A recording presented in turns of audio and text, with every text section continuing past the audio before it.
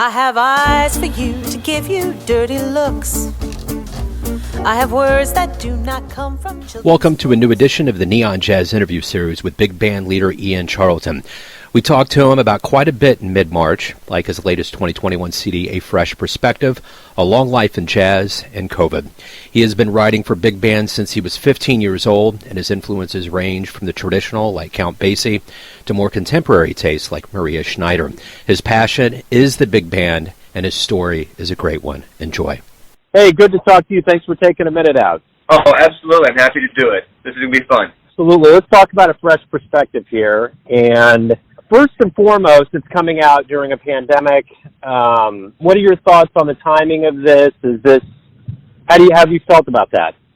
Well, I mean, it was a challenge to put it together during the pandemic. But as I've been telling folks about it today, you know, on release day, it's like we managed to wiggle in the recording during a lull on the East Coast when we were able to get more than 2 or 3 people together in the same room. It was really a squeeze play to be able to get that in. But it was a real challenge to put it together. So now that we're at the release time of this album, how do you feel about, from an artistic standpoint, what was produced and what's out there? I'm really pleased with how it came out. The musicians all played beautifully. The engineer was a pro. All the folks who worked on the support side of it, I mean, they did more than I had a right to ask and delivered at an extremely high level. What do you hope the listener or those that download this album get from this experience? First of all, I just hope that they enjoy listening to it. Part of the point was to show some tunes that they might think they know in a different light. Maybe it's reharmonized in a different meter. Maybe the tempo is a little different. As an arranger, one of the things that I enjoy doing, is taking something that I think I know and okay, what does it look like from this other side here? And just I want folks to enjoy it. That's the bottom line. So there's a lot of different avenues in the world of jazz that you can take. I'm always kind of fascinated by the big band route. There's so many pieces and strings that come into it. What is it about your personality type or the way that you live your life that makes you want to be in charge of such a large group of people creating music? I guess the law of primacy has something to do with this. Like my first experience in jazz at all was in my high school jazz band, when I was 14, 15. And I just had such fun making this music with other people. And with some encouragement from my director at the time, was able to, try writing. And while initially, of course, I was not successful at all, I learned that as a composer, as an arranger, I wasn't limited to, just playing my part. I got to play everybody's part, and I got to play the whole band. And, as I went on through my education in school, at University of North Texas is Big Band U. And, was living and breathing that stuff and just learned so much about how it works and the people who make it. And there's just something in there that resonates with me. So, I've just kept on with it. So where were you born and raised? I was born in southern Illinois, but after a couple moves with my folks, landed in College Station, Texas, and did junior high and high school in College Station. Are there any big band leaders out in the jazz world that you look up to, like Vince Giordano, or who did you look up to? Who would have been inspirations for you? Initially, so it's almost gone full circle. Starting at the very beginning, like a lot of folks in high school, I played a lot of Sammy Nestico. When I got into college and started really studying arranging, I became a big fan of Kenny Wheeler and Maria Schneider. As I've moved on and during the course of writing for Navy bands over the past 20 years or so, I've had to rediscover folks who are more commercially viable. So I've gone back to, Sammy Nestico, Tom Kubis, Gordon Goodwin, folks like that. So, today the folks who I find myself being most moved by are folks like Gordon Goodwin and Tom Kubis. So what was the first live jazz show you ever saw that really blew your doors down?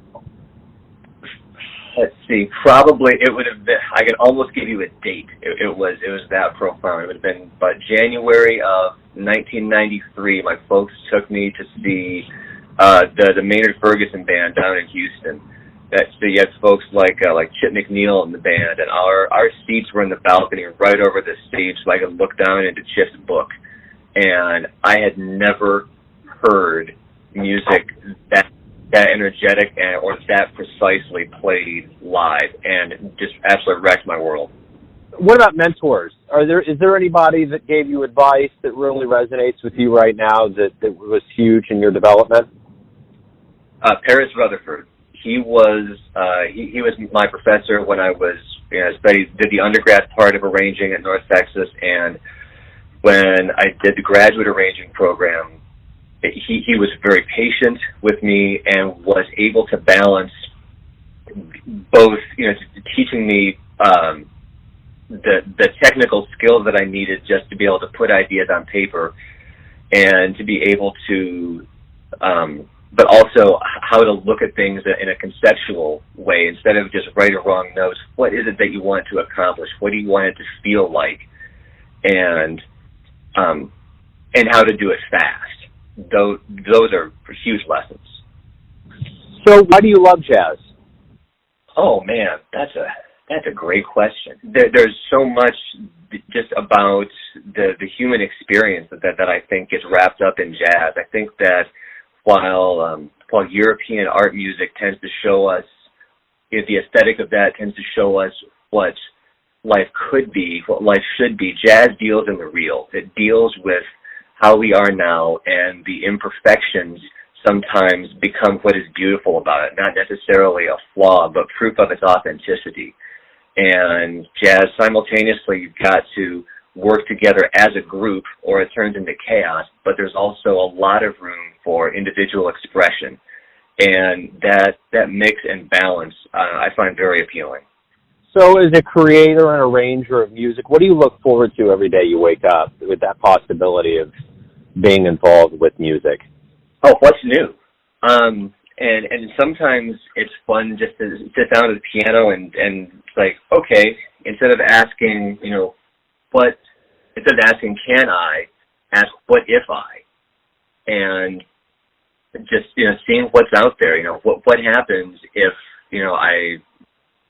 if I do something that I think is, it may not be right, whatever that is, but okay, let's look at that for a second. What's really in there? Is it something that I'm just not familiar with? Is it something that, I want to explore? And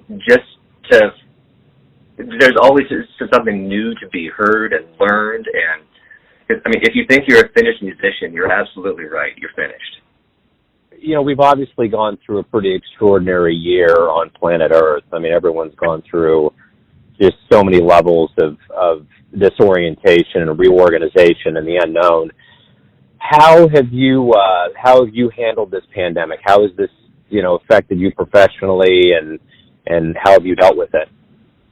Oh man, when you say that this has been a crazy year, no joke. So a year ago, when all of this started, I was teaching at the Naval School of Music in Virginia Beach. On that side of things, we had to completely reinvent, how we teach. So, from that part of the professional side, it was absolutely insane because we couldn't stop. When the Secretary of Defense says that your part of training is mission essential, you can't stop. So figuring out how to do that safely was crazy. This project was really kind of the cushion that I fell on when I would get stressed or start feeling burned out or whatever, it's like, okay, let's not worry about hours of curriculum right now. Let's sit down with the piano, let's sit down with the saxophone, and let's remember why I'm doing this. This is music, and music is supposed to be beautiful. And making beautiful things when there were a lot of ugly things going on outside really helped me keep my head on straight. So how do you think the world of jazz is going to emerge stronger out of this situation? Every time we have to go through trials like this, there's a level of us that learn more and learn better and get stronger. How do you think that's going to manifest for the jazz world? I would hope that we've figured out that we really need each other. Just in my life, I've found myself, reaching out to and leaning on people that I might not have before, and have been called for help, from some people that I wouldn't have expected before, both musically and otherwise. And I think we're going to figure out that, there are new ways to perform and to reach audiences, whether it's virtual shows or just looking at, the power of technology and the internet or what have you, that, while, of course, the way everyone's going to want to experience music is going to be to go and, hear people in the live, but that there's more to it than that, and you can reach more people. And maybe because folks have had some more time on their hands to poke around and look at music, maybe they discover some things that they didn't know they liked. So what do you hope we realize about this long absence of live music when we return, both musician and the crowd? Well, I hope that the audience and the people writ large realize that music really is important, and that getting out and experiencing that is not in person is not the same as a live streaming show. While I just said it's good to reach more people that way, I hope that people realize that it's not really a substitute for going out and making the hang. So everyone has a perception of you, your family, your friends, fans, students, but you're the one living your life. Who do you think you are? Wow, that's a good question, Joe. I'm a person. I'm an American. I'm a husband. I'm a sailor. I'm a Christian. There are so many things. I'm a musician. I'm a saxophonist. I create music. I'm a photographer. But I would hope that if anyone were to describe me, I would hope that the word that they would choose is kind. Ian, thank you for taking a minute out for Neon Jazz today. I appreciate it. Oh, thanks, Joe. I really appreciate the call. I hope you and everyone else enjoys the CD. This is a lot of fun. Thanks for listening and tuning in to another Neon Jazz interview, where we give you a bit of insight into the finest players on both the coasts, Kansas City, and spots all over the world, giving fans all that jazz. Thanks to Ian for his time, music, and story. If you want to hear more interviews, go to Famous Interviews with Joe Domino on the iTunes Store. Visit neonjazz at youtube.com, and for everything Neon Jazz all the time, go to the neonjazz.blogspot.com. Until next time, enjoy the jazz, my friends. I said everything I've got belongs to